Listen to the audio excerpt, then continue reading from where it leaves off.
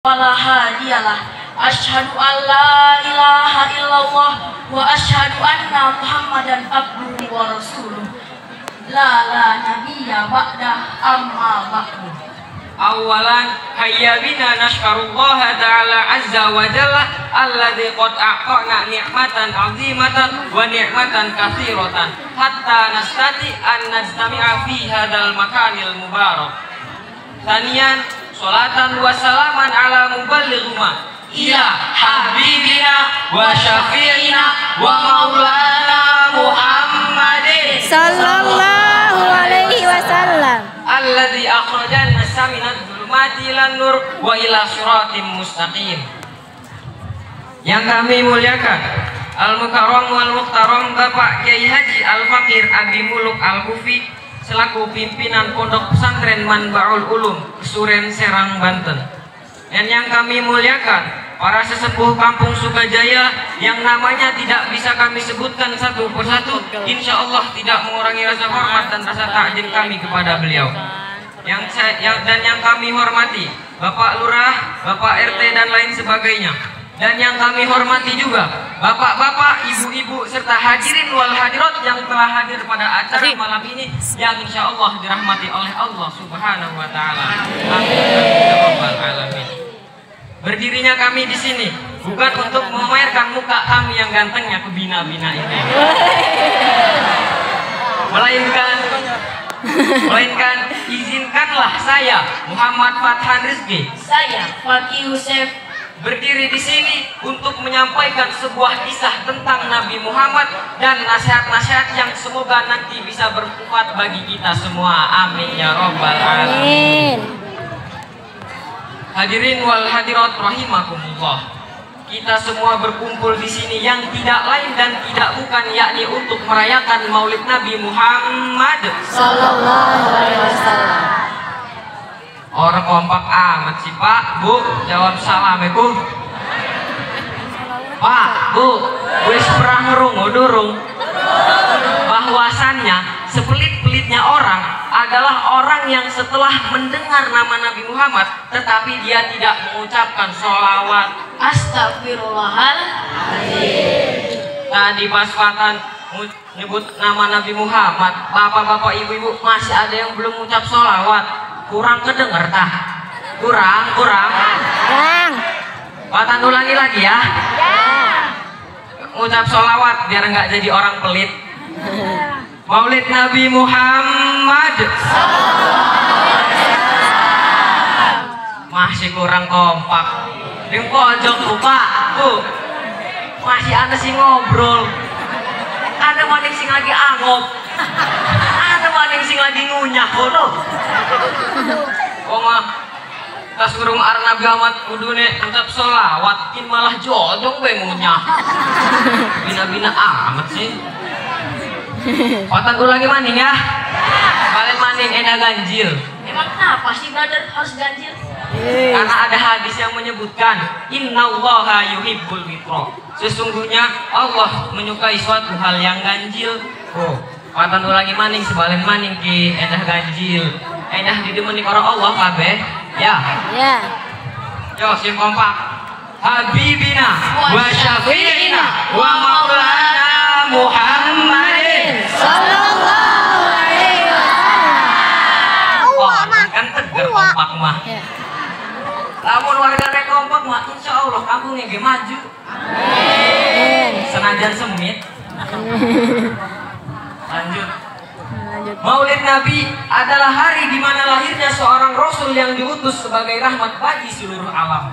Di tengah dunia yang penuh permasalahan dan pertantangan, momen ini menjadi saat yang sangat tepat untuk kita mengingat kembali betapa besar kasih sayang dan pengorbanan seorang Rasulullah untuk umat manusia. Pak, Bu, Nabi Muhammad lahir dalam keadaan yang sangat sederhana. Beliau tidak memiliki harta yang berlimpah, namun beliau memiliki hati yang penuh cinta dan kepedulian terhadap sesama. Tidak seperti kita manusia biasa, terkadang hati kita bisa muncul rasa iri dan rasa dengki. Contohnya, ketika kita melihat orang lain punya motor bagus, Punya mobil banyak, punya rumah mewah dan bertingkat, punya HP mahal punya tanah luas di mana-mana, sedangkan kita tidak atau belum punya apa-apa. Kemudian muncullah rasa iri dan rasa dengki itu. Kesempatan aja jadi wong sing konon ya Pak, Bu. Iya. Lamun jare wong TikTok saya gimana apa sih, brother? Jangan ya Pak ya, jangan ya Bu ya, jangan. Ya konon maksudnya, gua TikTokin. Aja jadi wong irian. Klemen. Jadi wong irian mah adoh, Pak, Bu. Adoh jadi wong irian mah. Emang mana sih Irian tuh? Aduh, bukan yang brother lah.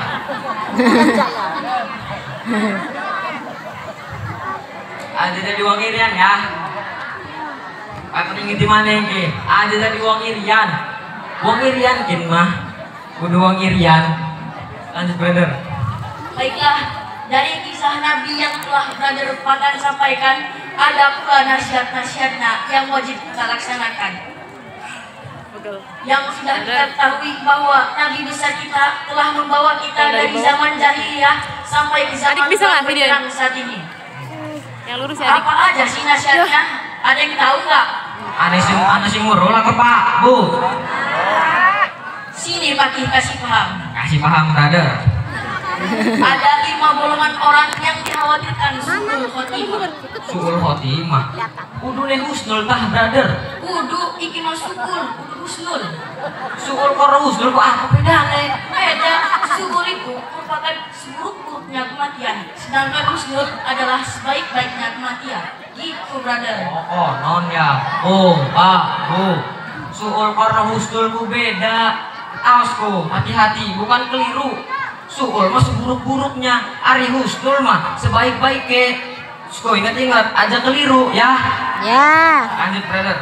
Dari Allama Said Abdullah bin Alawi Ahadat dalam kitabnya yang berjudul Sabilul Ibtikur wal Intibar bima yamurru bil insan wa yanqadil lahu minal a'mar, yang menjelaskan tentang 5 golongan orang yang dikhawatirkan suul khotimah, yang berbunyi qalu aktsaru ma yukhsha alaihi suul khotimah wal mutahawinu bis shalah wal mudminu li syirbil khamri wal aqu li walidayhi wal ladzi yu'dhil muslimin wa kadzalika al musirru 'alal kaba'iri wal mawbiqat alladzi lam yatubu ila Allah minha. Artinya brother, Para ulama berkata bahwa ada 5 golongan orang yang dikhawatirkan suul khotimah, ialah orang-orang yang suka melalaikan sholat, orang-orang yang suka meminum minuman keras, orang-orang yang suka durhaka kepada kedua orang tuanya, orang-orang yang suka menzalimi orang lain, dan orang-orang yang suka berbuat dosa besar dan tidak mau bertobat kepada Allah. Yang lurus garisnya tuh.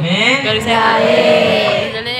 Dari kutipan tersebut bisa diuraikan bahwa 5 golongan orang yang dikhawatirkan suul khotimah sebagai berikut. Yang pertama adalah orang-orang yang suka melalaikan sholat. Sholat merupakan amal pertama yang akan dihisab oleh Allah Subhanahu wa Ta'ala. Hal ini sebagaimana yang ditegaskan dalam hadis Nabi yang berbunyi, awwala ma yuhasabu bihi abdu yaumal qiyamah min amalihi sholatuhu wa in sholuhat faqad aflaha wa anjaha wa in fasadat faqad khaba wa khasira, yang artinya sesungguhnya amal pertama yang akan dihisab seorang hamba ialah sholatnya. Apabila sholatnya baik, sungguh telah beruntung dan berhasillah ia. Apabila sholatnya buruk, sungguh telah gagal dan rugilah ia. Para ulama berkata bahwa banyak sekali ayat-ayat dan hadis-hadis tentang ancaman dari Allah. Bahkan kalau kita membaca dari rukun Islam, sholat itu termasuk rukun yang kedua setelah syahadat. Artinya akan ditolak keislaman seseorang walaupun dia sudah mengatakan asyhadu alla ilaha illallah, tetapi dia tidak melaksanakan sholat dengan sengaja. Loh, gak bahaya tak? Bahaya dong. Bahkan dalam Al-Quran Allah telah berkali-kali memberikan kalimat ancaman yang diantaranya fawailul lil musallin alladzina hum an sholatihim sahun, yang artinya maka celakalah orang-orang yang sholat, yaitu orang-orang yang lalai terhadap sholatnya. Orang yang sholat aja celaka, apalagi orang-orang yang gak sholat. Oh Pak, Bu, wong sing sholat begini bisa celaka, apa panik sing ora? Sholat ya Pak, Bu, aja ditinggal. Iya. Lanjut. Yang kedua adalah orang-orang yang suka meminum minuman keras. hukum meminum minuman keras adalah haram. Hal ini sebagaimana yang ditegaskan dalam hadis Nabi yang berbunyi kullu muskirin khamrun wa kullu khamrin haramun, yang artinya segala yang memabukkan adalah khamr dan semua khamr adalah haram. Haram Pak, Bu. Minum khamr itu haram. Haram. Haram. Yang ketiga adalah orang-orang yang suka durhaka kepada kedua orang tuanya. Durhaka kepada kedua orang tuanya termasuk dosa besar setelah syirik. Hal ini yang sebagaimana dijelaskan dalam hadis Nabi yang berbunyi Su'ila Rasulullah sallallahu alaihi wasallam anil kabairi qala al-isyraku billah wal uququl walidaini wal qatlun nafsi wasyhadatuz zaur, yang artinya Rasulullah sallallahu alaihi wasallam ditanya tentang dosa-dosa besar, beliau menjawab syirik pada Allah, durhaka kepada kedua orang tua, dan membunuh seseorang, dan kesaksian yang palsu. Sangat masuk akal apabila durhaka kepada kedua orang tua termasuk dosa besar setelah syirik. Ucapkan ya Allah. Hal ini disebabkan karena lahirnya anak manusia ke dunia ini melalui mereka dengan jerih payahnya, dengan resikonya, dengan tanggung jawab di dunia dan di akhirat. Perintah berbakti kepada kedua orang tua adalah wasiat dari Allah Subhanahu wa taala dalam Al-Qur'an yang berbunyi wa wasainal insana biwalidayhi hamalatu ummuhu wahnan ala wahnin wa fisaluhu fi amaini anishkur li walidayka wa ilayyal masir, yang artinya dan kami telah perintahkan kepada manusia agar berbuat baik pada kedua orang tuanya, ibunya yang telah mengandungnya dalam keadaan lemah bertambah-tambah lemah dan menyakitinya selama 2 tahun. Bersyukurlah kalian kepadaku dan kepada kedua orang tuamu, hanya kepadakulah kalian kembali. Oh Pak, Bu, remaja-remaja nih, jangan durhaka sama orang tua mah.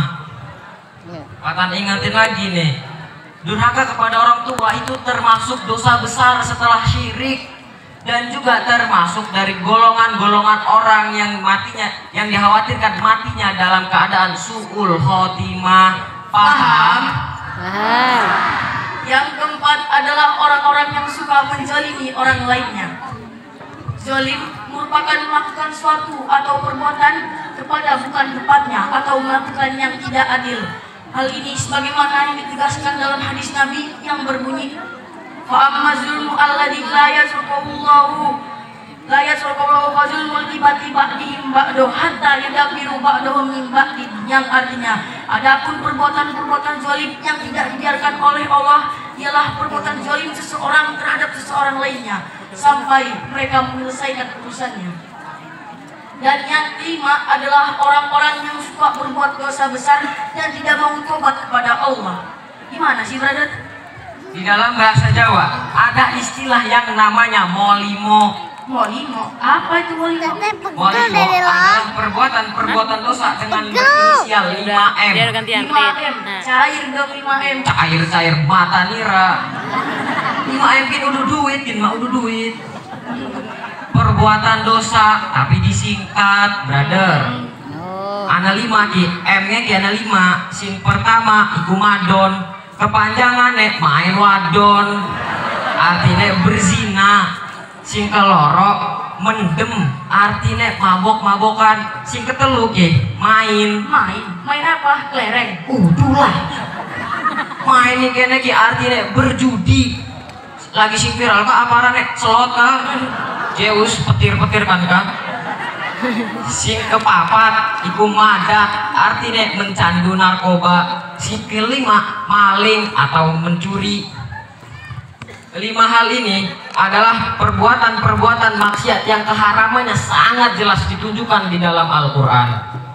Dalil tentang haramnya berzina ada di dalam surat Al-Isra ayat 32. Gimana bunyinya, brother? Oke, brother. Bismillahirrahmanirrahim. Wala taqrabuz zina wa innaha kana fahishatan wa sa'a sabila. Yang artinya, dan janganlah kamu mendekati zina karena sesungguhnya adalah perbuatan yang keji dan suatu jalan yang buruk.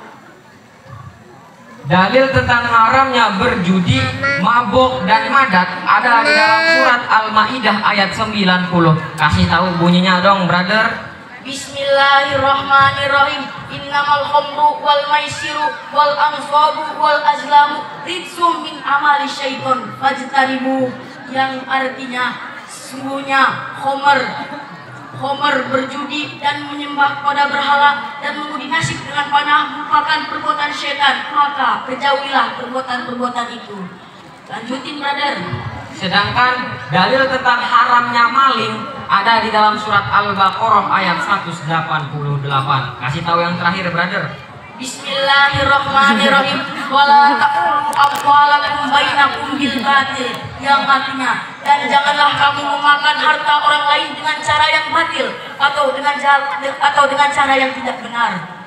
Ya, Bapak, Ibu-ibu, itu tadi adalah 5 golongan orang yang dikhawatirkan matinya dalam keadaan su'ul khotimah. Na'udzubillahi min Dalik. Serem ya? Serem. Wes lah aja sing serem-serem kodi kita lagi. Lanjut cerita Nabi Be ya, kisah Nabi Be ya. Ya. Nabi Muhammad juga mengajarkan kepada kita tentang nilai-nilai utama dalam kehidupan, yaitu kejujuran, kesederhanaan, dan kepedulian. Beliau bersabda, khairun nas anfa'uhum linnas. Apa artinya, brother? Artinya, sebaik-baiknya manusia adalah yang bisa bermanfaat bagi orang lain. Oh, jare Nabi, Pak, Bu, kudu jare matan. Bukan kata pagi juga. Pengen tah jadi wong sing bermanfaat. Pengen. Primen carane. Akeh carane. Salah sijine bisa cara membantu. Membantu bisa dengan cara menyumbang. Nyumbang itu bukan nyumbang harta doang, Pak, Bu. Ada 3 yang bisa disumbang itu.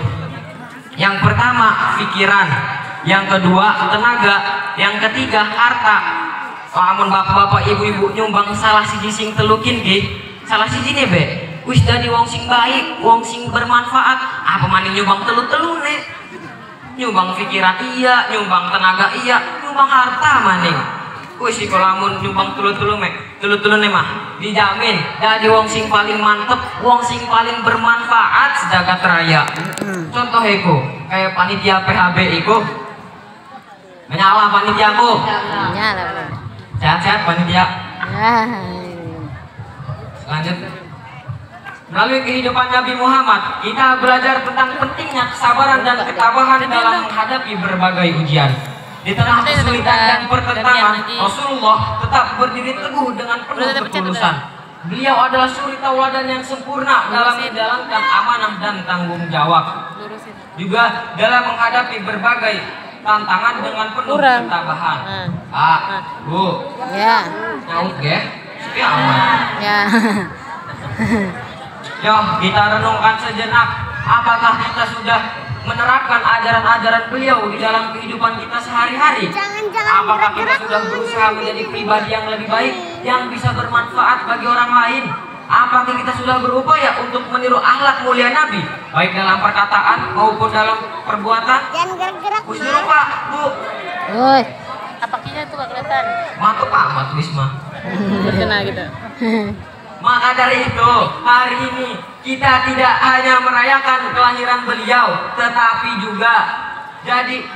juga momen yang tepat untuk kita mengintrospeksi diri dan berkomitmen untuk memperbaiki diri. Marilah kita jadikan acara Maulid ini sebagai momentum untuk meningkatkan iman dan tekad kita, serta untuk lebih mendekatkan diri kepada Allah Subhanahu wa Ta'ala dengan mengikuti sunnah-sunnah Rasul. Semoga Allah Subhanahu wa Ta'ala senantiasa memberikan kita kekuatan untuk mengikuti jejak Rasulullah dan menjadikan kita hamba yang bermanfaat serta berakhlak mulia. Semoga kita semua mendapatkan syafaat dari baginda Nabi Muhammad di yaumil akhir nanti. Amin amin ya robbal Alamin. Baiklah Bapak Ibu-ibu, sebelum kami tutup kultum ini, marilah kita bersama-sama bersolawat kepada Nabi Muhammad Sallallahu alaihi wasallam. Yo Pak, Bu, bareng-bareng. Salatullah Salamullah ala Toha Rasul